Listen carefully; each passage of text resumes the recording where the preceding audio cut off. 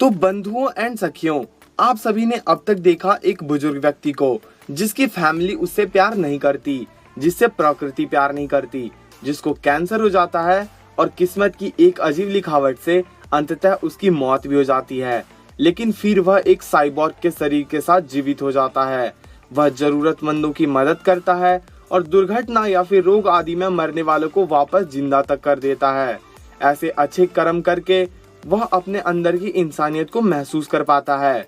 और आपने यह भी देखा कि उसी के साथ मृत होने वाले हीरो शिशिगामी, जिसके पास भी साइबॉर्ग की शक्तियां आ जाती है, लेकिन वह उन शक्तियों का दुरुपयोग करता है और इंसानों की हत्या करके उसकी जान लेके उसे एक इंसान जैसा प्रतीत होता है। इसके बाद दोनों अपने अपने रास्ते पे चल रहे होते हैं। हीरो अनजान लोगों के घर में घुस के उन्हें मार रहा होता है और इनुयाशिकी एक प्रेमी प्रेमिका के जोड़े की सहायता कर रहा होता है एक याकुजा से बचने में। लेकिन शिमेजिमा नामक याकुजा फुमिनो का प्रेमी सातोरू की हत्या कर देता है और इनुयाशिकी को गोली मार के चला जाता है। शिमेजिमा के जाने के थोड़ी देर बाद जब इनुयाशिकी होश में आता है, उसके अंदर की रोबोटिक मैकेनरी उसे वापस उठा देती है। उस समय वो अपार्टमेंट में केवल मृत सातोरू को पाता है और काफी घबरा जाता है। वह अजीब हरकतें करता है जिससे उसे लगता है कि सातोरू जिंदा हो जाएगा, और वह सही भी होता है। सातोरू की धड़कन एक बार फिर चल पड़ती है।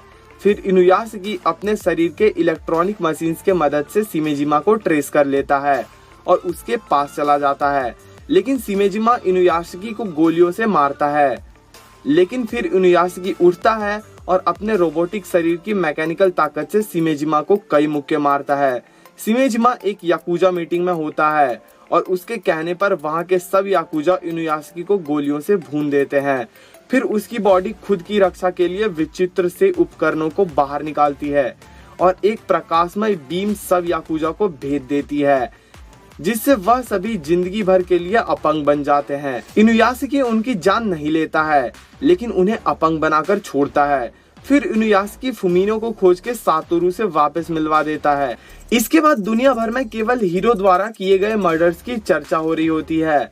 न्यूज वाले बात करते हैं कि कैसे रैंडम हाउसेस में घुसकर किसी ने सरेआम हत्या कर दी, और वो भी गोली मार के बिना किसी हथियार के। यह न्यूज हीरो का दोस्त एंदो देखता है और उसे यह देखकर काफी बुरा महसूस होता है। लेकिन फिर इसी के साथ वह एक और न्यूज देखता है जो कि इनुयाशिकी के बारे में होती है। कैसे हॉस्पिटल में गंभीर अवस्था में रहने वाले मरीज अचानक से ठीक हो रहे हैं। पहले एंदो सोचता है कि क्या हीरो लोगों की मदद भी कर रहा होता है, लेकिन फिर वह इस निष्कर्ष पर आता है कि कोई और व्यक्ति है हीरो के ही जैसा, जो कि अपनी शक्तियों का इस्तेमाल लोगों की सहायता के लिए कर रहा है। तब एंदो नाटक करता है जैसे कि उसकी कोई हत्या करना चाह रहा है और वह खूब तेजी से चिल्लाने लगता है। तभी इनुयाशिकी उसके घर पर आ जाता है।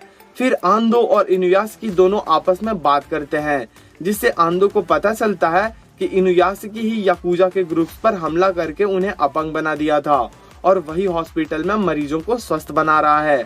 फिर इनुयाशिकी कहता है कि मैं लोगों की मदद इसलिए कर रहा हूँ क्योंकि मैं खुद को एक जान लेने वाली मशीन के रूप में नहीं मान सकता। तब एंदो बोलता है कि आपके अंदर जितनी इंसानियत है उतनी मैंने किसी के अंदर नहीं देखी। फिर यह दोनों मिलकर हीरो को रोकने का फैसला लेते हैं। इसी समय हीरो के क्लास की एक लड़की सियोन वातानाबे हीरो के प्यार में गिर जाती है और उसे अपने प्यार का इजहार कर देती है, लेकिन वो उसे धन्यवाद बोल के चले जाता है। इसके बाद हीरो अपने पिता के दूसरी बीवी और बच्चों से मिलने जाता है और अपने सौतेले भाई का जन्मदिन मनाता है। फिर वह अपने माँ के पास वापस चला जाता है। रात को दोनों सोने ही वाले होते हैं कि उसकी माँ हीरो को बताती है कि उसे पैनक्रियाटिक कैंसर है, जो कि उसके लंग्स तक फैल चुका है और वो 1 महीने में मरने वाली है। ऐसा कह के वो फूट फूट के रोने लगती है। यह काफी दर्दनाक सीन रहता है। भले हीरो ने कितने गलत काम किए हो, हम लोगों को उस पर तरस आ ही जाता है। तभी एक करिश्मा हो जाता है।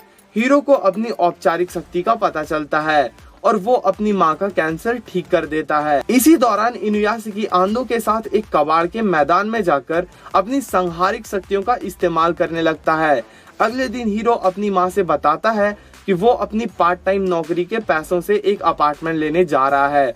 वो अपनी माँ के साथ उधर पहुंचता भी है और उसे कहता है कि वो अपनी नौकरी छोड़ दे। इसी दौरान इनुयासकी और आंदो एक अस्पताल में जाकर किसी गंभीर बीमारी से पीड़ित बच्चे की जान बचा लेते हैं। फिर हम देखते हैं कि हीरो और उसकी माँ टीवी देख रहे होते हैं और हर न्यूज चैनल पर केवल हीरो द्वारा किए गए सीरियल किलिंग्स की खबर चल रही होती है। तभी उसकी माँ कहती है कि मैं ऐसी हत्या करने वाले व्यक्ति के माता पिता से मिलना चाहूंगा। और हीरो पूछता है कि अगर ये मैंने किया होगा तो उसकी माँ बोलती है कि शायद मैं तुम्हारे साथ मर जाऊंगी। रात को हीरो को एक सपना आता है। इस सपने में वह देखता है कि उसकी उंगली हल्की सी कट गई है और उससे खून बह रहा है और वह खुश हो जाता है कि वो वापस इंसान बन गया। लेकिन फिर उसकी नींद खुल जाती है और उसकी माँ उसका नाम चिल्ला रही होती है। उसके घर पे पुलिस के तरफ से कुछ लोग आए होते हैं और वो जब पीछे से भागने वाला होता है वह लोग उसे घेर कर पकड़ लेते हैं। तभी वह उन सबको भाग के फेंक देता है और रोता हुआ उड़ जाता है। यह सब देख के उसकी माँ खूब रो रही होती है। हीरो एक रैंडम जगह पर उतरता है और अपनी शक्तियों से अपनी आंखों में ही स्क्रीन प्रोजेक्शन से न्यूज चैनल देख रहा होता है और उसे पता चलता है कि उसकी पहचान एक कातिल के रूप में पुलिस और भी सभी लोगों को हो गई है। तभी उसे प्रेम करने वाली सियोन वहां पर आती है और उसे अपने घर ले चलती है। इसी दौरान हीरो के स्कूल के माहौल का हमें पता चलता है। कई बच्चों को यकीन भी नहीं होता कि हीरो एक कातिल था। कुछ समय बाद सियोन घर पहुंचती है। वह अपने दादी के साथ रहती है जो कि हीरो के साथ काफी अच्छा बर्ताव करती हैं। सियोन हीरो से बताती हैं कि उसकी माँ बाप दोनों को कैंसर था, इसलिए वह दोनों मर गए और उसकी वजह से सियोन भी बहुत लंबा नहीं जिएगी।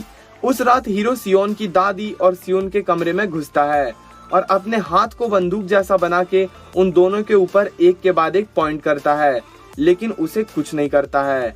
फिर हम देखते हैं कि आंदो इनुयासकी को और भी नई शक्तियां सिखा रहा होता है। वह उसके नाखून को यूएसबी पोर्ट जैसा बना देता है और इनुयासकी के दिमाग में उसकी मोबाइल को कनेक्ट कर लेता है।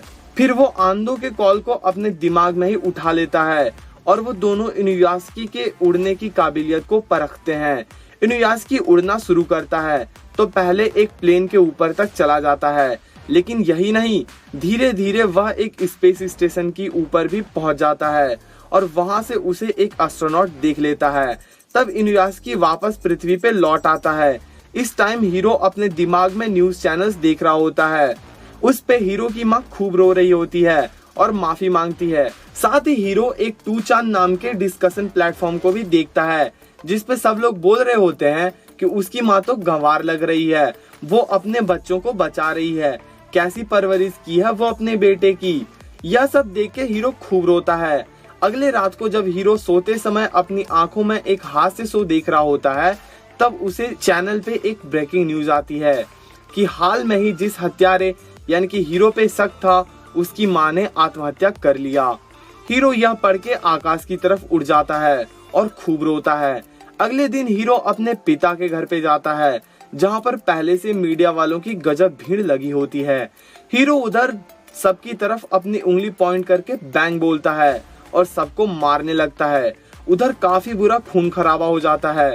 हीरो अपने हाथों से ऐसे करता है जैसे वो एक राइफल पकड़ा हो और फिर वो चिल्लाता है डा डा डा डा डा डा, जैसे कि उस राइफल से गोलियां निकल रही हो। और फिर सही में कई रिपोर्टर्स अचानक से घायल होकर गिर जाते हैं। अपने पिता को छोड़ के सब मौजूदा रिपोर्टर्स को मारने के बाद हीरो वहां से उड़ जाता है।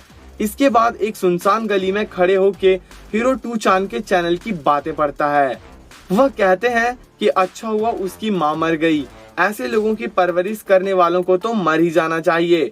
फिर हीरो को गुस्सा आता है और वो 2chan पे अपनी आईडी से लिखता है कि मैं तुम सबको एक एक करके मार दूंगा। अगर आप सभी को जानना है कि आगे क्या होता है तो हमारे चैनल और क्रिएटिव कल्ट से जुड़े रहें और हमारी अगली वीडियो देखना ना भूलें। अगर यह वीडियो आपको पसंद आई हो तो इस वीडियो को थम्स अप दें और अपने मित्रों के साथ शेयर करना ना भूलें। This was Ankit and piece.